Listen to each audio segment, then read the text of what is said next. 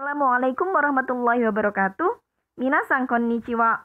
Hai, kyo no tema wa hashi de taberu, makan dengan menggunakan sumpit.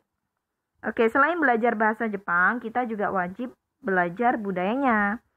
Kali ini kita akan belajar lebih jauh tentang jenis-jenis sumpit, cara penggunaan sumpit, dan etika saat kita makan dengan menggunakan sumpit. Oke, minasan. Jadi, selain menggunakan sumpit, di Jepang juga menggunakan sendok loh. Nah, pada momen apa sih? Minasan mungkin tahu ya saat lihat anime atau lihat drama. Nah, sendok digunakan untuk saat makan dengan sup. Nah, sumpit itu sendiri ada yang terbuat dari kayu dan ada yang terbuat dari stainless steel. Nah, ini yang namanya hashioki. Ini tempat untuk meletakkan sumpit. Jadi, sumpit tidak boleh diletakkan begitu saja di meja. Jadi, harus diletakkan di atas hashioki. Ragamnya lucu-lucu ya. Oke. Nah, kemudian minasan hashino shurui, jenis-jenis sumpit.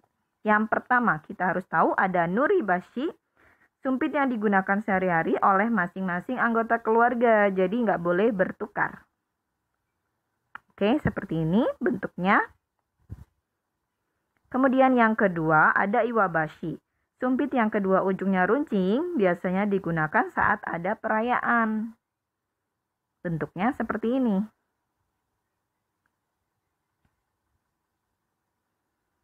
Kemudian ada saibashi, sumpit yang berbentuk panjang dan digunakan untuk memasak. Jadi, bentuk yang panjang untuk menjangkau bagian bawah, misalnya bagian bawah panci atau penggorengan, seperti itu ya. Kemudian ada waribashi, sumpit kayu sekali pakai. Nah, ini biasa kita temui di restoran, misalnya di Yoshinoya atau Hokben, kalian pasti selalu pakai waribashi. Yang kelima, toribashi, sumpit yang digunakan untuk mengambil makanan di piring yang sudah disajikan. Jadi, satu menu ada toribashinya tersendiri ya. Seperti ini minasan bentuknya. Oke, tsukai kata, cara menggunakannya. Nah, yang pertama letakkan yang sumpit bawah di atas jari kelingking dan jari manis. Kemudian yang sumpit atas letakkan antara ibu jari, jari telunjuk, dan jari tengah. Yang mengoperasikan adalah yang bagian atas ya minasan. Oke, bisa sambil dicoba di rumah. Oke, mana ihang? Pelanggaran tata krama dalam makan menggunakan sumpit. Nah, minasan bisa simak gambar ini. Bagaimana wanita yang ada di tengah itu sedang memandang kedua orang di sebelahnya karena mereka melakukan pelanggaran-pelanggaran saat makan dengan menggunakan sumpit, seperti menjilat dan lain-lain. Oke, yang pertama ada mochibashi. Memegang mangkuk dengan tangan masih memegang sumpit, itu tidak boleh. Dame desu. Ada watashibashi, meletakkan sumpit secara melintang, yang artinya saya tidak membutuhkannya lagi. Itu juga tidak boleh. Dame desu. Kemudian hashi watashi, menyerahkan makanan dari sumpit ke sumpit. Karena apa? Karena ini saat pengambilan abu, setelah pemakaman itu biasanya dilakukan seperti itu. Kemudian ada yokobashi, tindakan menyatukan dua sumpit seperti sendok. Yosebashi, tindakan menarik peralatan makan yang jauh dengan sumpit. Ada saguribashi, tindakan mengaduk isi piring atau mangkuk atau panci dengan sumpit. Kojibashi, tindakan mengaduk piring di atas meja dengan sumpit untuk mengetahui apa yang Anda suka. Jadi milih-milih gitu ya.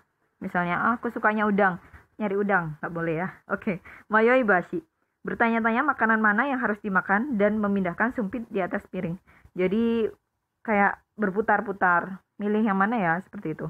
Ada tatebashi atau hotokebashi, menancapkan sumpit ke dalam nasi atau makanan lainnya. Jadi ini nggak boleh nancep. Jadi kalau dalam agama Buddha itu kan seakan seperti pemakaman ya. Nah, itu dilarang. Oke. Namidabashi, tindakan menjatuhkan kuah dari ujung sumpit dan memindahkannya ke mulut. Utsuribashi atau wataribashi, tindakan memindahkan sumpit ke hidangan lain. Ini juga nggak boleh. Neburibashi, tindakan menjilat sumpit. Juga nggak boleh. Oke. Kamibashi, tindakan mengunyah ujung sumpit, juga nggak boleh. Dame desu. Tatakibashi, tindakan mengetuk peralatan makan dengan sumpit atau memanggil orang dengan suara itu nggak boleh. Jadi kenapa nggak boleh? Karena ini seperti memanggil setan yang kelaparan gitu ya. Karena itu ini nggak boleh dilakukan. Oke, kalian pernah nggak? Nggak pernah kan? Oke, kemudian ada komibashi. Makanan dalam jumlah besar dimasukkan ke dalam mulut dengan sumpit lalu didorong ke belakang dengan sumpit. Nah, ini nggak boleh. Oke, mogibashi. Tindakan merobek butiran beras yang menempel pada sumpit dengan mulut. Nigiribashi. Tindakan memegang dan memakan dua sumpit seperti balita. Jadi megang seperti ini. Ini seakan seperti memegang pisau. Jadi ini nggak boleh. Ini nggak sopan ya. Oke. Sashibashi. Tindakan menusuk sumpit ke dalam piring dan memakannya. Nah, seperti menusuk misalnya kentang. Kemudian dimakan. Itu nggak boleh. Ya, nggak boleh ditusuk makanan. Oke, ini juga sashibashi. Tapi beda kanjinya ya. Tindakan menunjuk ke orang dan benda dengan sumpit. Ini nggak sopan, minasang. Jadi nggak boleh dilakukan. Oke, minasang nggak pernah kan? Oke, kemudian kita latihan makan dengan sumpit renshu. Hashide taberu. Pertama, coba dulu latihan dulu. Megang misalnya benda-benda kecil. Sebelum makan, jangan lupa ucapkan itadakimasu. Ini untuk kita bersyukur karena kita sudah mau makan ya, kita sudah bisa makan dan berterima kasih kepada orang yang sudah memasaknya dan kepada Tuhan. Nah, setelah makanannya habis, jangan lupa ucapkan gochiso sama atau gochiso sama deshita. Ini rasa syukur kita saat kita sudah menikmati makanan atau sajian yang diberikan kepada kita. Oke, untuk tugasnya Ichi Nensei, Ichi buatlah video makan dengan menggunakan sumpit. Nih, ucapkan doa dalam hati. Sang video boleh diiringi musik atau tidak. Yong, ucapkan itadakimasu sebelum makan. Dan yang kelima, go. Ucapkan gochisu sama deshita setelah makan. Durasinya hanya maksimal 1 menit aja. Untuk Ninensei juga, tapi bedanya Ninensei membuat video etika makan dengan menggunakan sumpit. Dan durasinya juga sama ya, cuma 1 menit. Jadi jangan sampai lebih dari 1 menit. Oke, minasang. Itadakimasu. Gochiso sama deshita gitu ya. Hai. Kokomade warimasu. Oke, domo arigatou gozaimashita. Minasang, mata raishu.